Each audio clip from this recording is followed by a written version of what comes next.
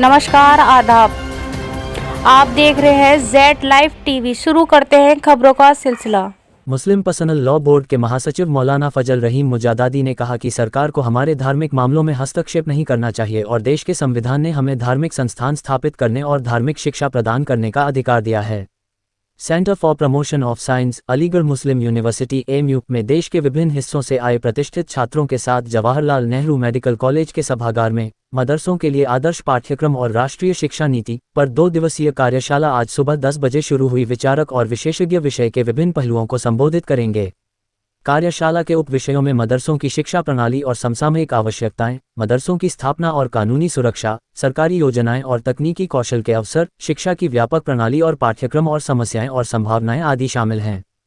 कार्यशाला में all India Muslim personal board के महासचिव मौलाना फजल रहीम मुज्जदी, चनकिया लॉ यूनिवर्सिटी के कुलपति professor Faizan Mustafa, professor Ishtiyaq Ahmad ज़िली, doctor Huzaifa Vastanvi, मौलाना अब्दुल हकीम अज़हरी, मुफ्ती मोहम्मद अफ़ान मंसूरपुरी, मौलाना जाफ़र मसूद होसनी नदवी, मौलाना ताहिर मदनी, प्रोफेसर गुलाम याह्या अंजुम, सैयद तनवीर अहमद, डॉक्टर यासीन अली उस्मानी, मौलाना उमर असलम इस्लाही, मौलाना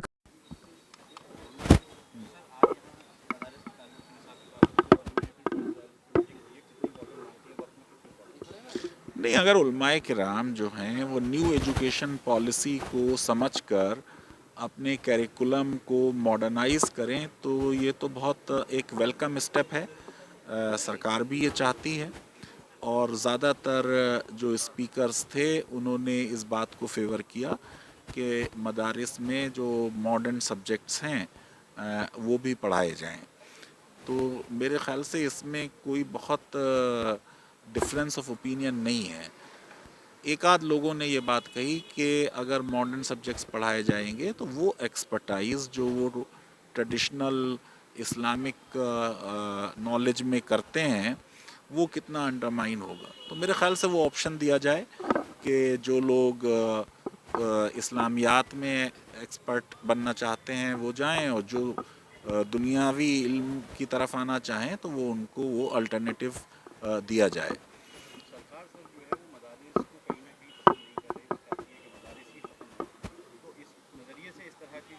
नहीं, ऐसा सरकार ने कहीं नहीं कहा है। दस्तूर हिंद में हर मज़हब को और उसके रिलीजियस डिनोमिनेशन को अपने रिलीजियस और चैरिटेबल इंस्टीट्यूशंस को इस्टेब्लिश और एडमिनिस्टर करने का एक फंडामेंटल राइट है और उस राइट में सिर्फ ये है कि कोई काम वो ऐसा ना करें जो पब्लिक ऑर्डर या हेल्थ या मॉरलिटी के ख़िलाफ़ जाता हो। बाकी ऐसा नहीं है कि मदारिस को बंद करने का कोई भी प्रपोज़ल है, लेकिन अगर मदारिस का एडमिनिस्ट्रेशन ख़राब हो तो वो हक़ उनको नहीं है, उनको अच्छा एडमिनिस्ट्रेशन करने की हक़ है। दूसरी चीज़ ये कि जो भी मदारिस एड लेते हैं या रिकॉग्निशन लेते हैं तो रिकॉग्निशन जो है उसके साथ रेगुलेशन आता है। तो रेगुलेशन करने के लिए सरकार उनके स्टैंडर्ड्स देखने के लिए कोई भी कानून जो है वो ला सकती है, लेकिन ऐसा कोई कानून जो है वो बुनियादी हुकूक से कंट्राडिक्ट नहीं करना चाहिए। देखें, मेरे छोटे भाई डॉक्टर रेहान अख्तर साहब ने और डायरेक्टर यहाँ के जो हैं उन्होंने कांटेक्ट किया था और कहा था कि वो एक वक्त मुझसे चाहते हैं।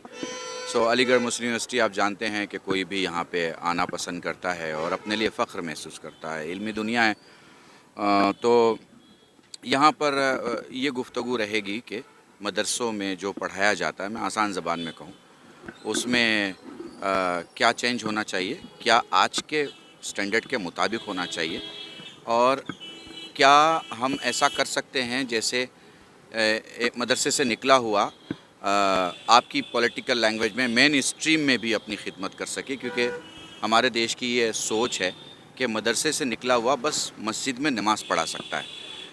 इस पे ये प्रोग्राम है और मुझे बुलाया गया है तो मैं यहाँ हाज़िर हूँ।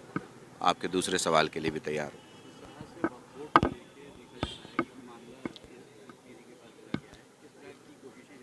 देखिए, मैं आपसे पॉलिटिकल अगर जवाब दूं तो इस वक्त आज के ही प्रोग्राम का सवाल लेना पसंद करूंगा। آج علی گڑھ میں جو یہ اتنے لوگ جمع ہوئے ہیں ان کا جمع ہونا بالکل امپاسبل جیسا ہے. 2 مولوی کو کہیں بلانا کسی ایک پروگرام میں مشکل ہے. یہاں آپ دیکھ رہے ہیں کہ ماشاءاللہ سبھی مکتب فکر کے علماء یہاں موجود ہیں اور بہرحال کچھ کمیاں آپ کو ضرور محسوس ہوں گی اور وہ اس لیے بھی محسوس ہوں گی کہ یہ پروگرام اس طرح کا پہلی بار ہو رہا ہے. مگر لوگوں کی روچی اتنا مجمع کا آنا اور ایک سیٹ کا خالی نہ رہنا اس بات کی دلیل ہے کہ عوام جاگ رہی ہے اور جو سوئی ہے وہ جاگنا چاہتی ہے. جگانے والا ہونا چاہیے. بہت شکریہ. دیکھیے آج کا جو کارکرم ہے یہ مدرسہ ماڈرنائزیشن کے سلسلے میں ہے کہ جو اس کا سلیبس ہے اس کو ماڈرنائز کیسے کیا جائے اور مدرسے میں science, computer, mathematics, chemistry, physics, bio کو کیسے انٹروڈیوس کیا جائے. اس لیے آج کا یہ پروگرام آرگنائز کیا گیا ہے اور پورے ملک سے یعنی کشمیر سے کنیا کماری، اٹک سے کھٹک، تمام جگہ کے مدارس کے بڑے بڑے ذمہ داران یہاں پہ آئے ہوئے ہیں اور آج یہاں پہ یہ بات رکھی جائے گی کہ کس طریقے سے اس چیز کو آگے بڑھایا جائے، کیونکہ یہ سرکار کی بھی ایک اپنی ایک اسکیم ہے کہ مدرسے کو ماڈرنائز کیا جائے. ٹھیک ہے، ماڈرنائزیشن کی طرف ان کو لائے، مین اسٹریم سے جوڑا جائے. تو مین اسٹریم سے جوڑنے کے لیے اتنی بڑی تعداد میں سمجھتا ہوں کہ یہ پہلا پورے ہندوستان میں پروگرام ہے جو سرکار کے لیے بھی ایک روڈ میپ طے کر دے گا اور ایک بہت اچھا، بہت پیسفلی ہے. بہت ساری چیزیں پیسفلی چل رہی ہیں اور ہم امید کرتے ہیں اسی روڈ میپ سے تمام لوگ آگے بڑھیں گے. دیکھیے مدارس کو ہمیشہ حالات کے اعتبار سے اپنے نظام تعلیم کو اور اپنے تعلیمی نظام کو ہمیشہ اپڈیٹ کرتے رہنا چاہیے. ہماری تاریخ تو یہی رہی ہے کہ انہوں نے اپنے آپ کو ہمیشہ حالات کے مطابقت میں رکھا ہے. آج کی تاریخ میں یہ مدارس کے لیے بہت بڑا چیلنج ہے کہ ان کے یہاں دینی تعلیم اور عربی کی تعلیم کے ساتھ ساتھ ماڈرن سبجیکٹ بہت سی جگہ نہیں پڑھائے جاتے.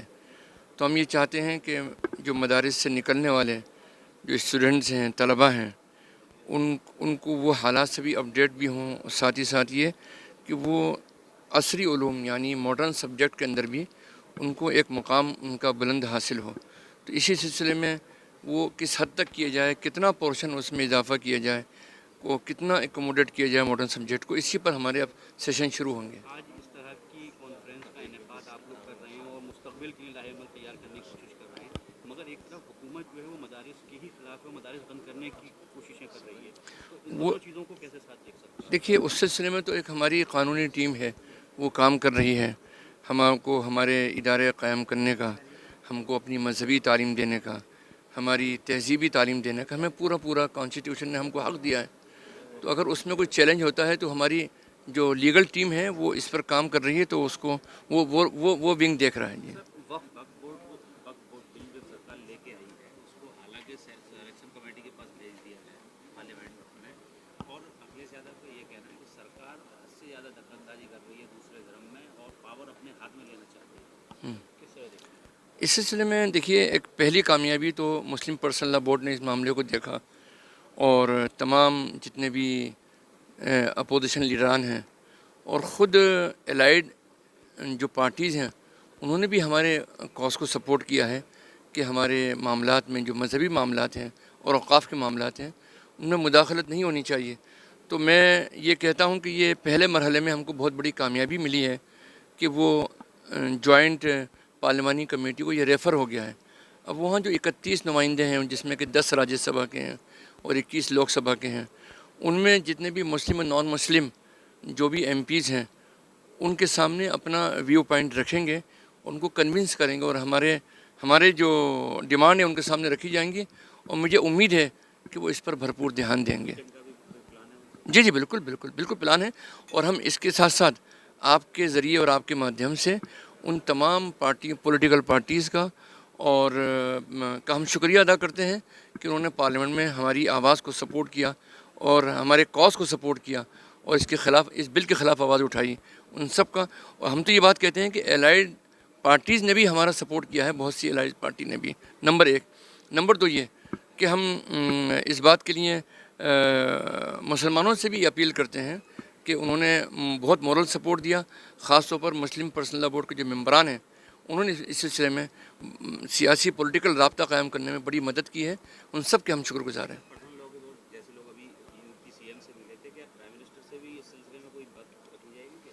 یہ تو ایگزیکٹو کمیٹی فیصلہ کرے گی کہ وہ ان سے کب ملا جائے۔ ابھی تو فی الحال جو معاملہ ہے سلیکشن کمیٹی کا ہے، پہلا ٹارگٹ یہ ہے کہ سلیکشن کمیٹی جب بھی بیٹھے گی تو اس کے ساتھ میں ہم جی سب سے ملاقات کریں گے، ایک سے ملاقات کریں گے، چاہے وہ ایم پیز کسی بھی پارٹی سے تعلق رکھتے ہوں۔ بنگلہ دیش کے اندر جس طرح کے حالات میں آروپ لگایا جا رہا ہے کہ وہاں اقلیتوں کے ساتھ بہت زیادتی کی جا رہی ہے، آپ کس طرح دیکھتے ہیں؟ دیکھیے، اقلیتوں کے ساتھ تحفظ، ان کا مذہبی اور کلچرل اور ان کے جان کا، مال کا، عزت آبرو کا، سب کا تحفظ ہونا چاہیے۔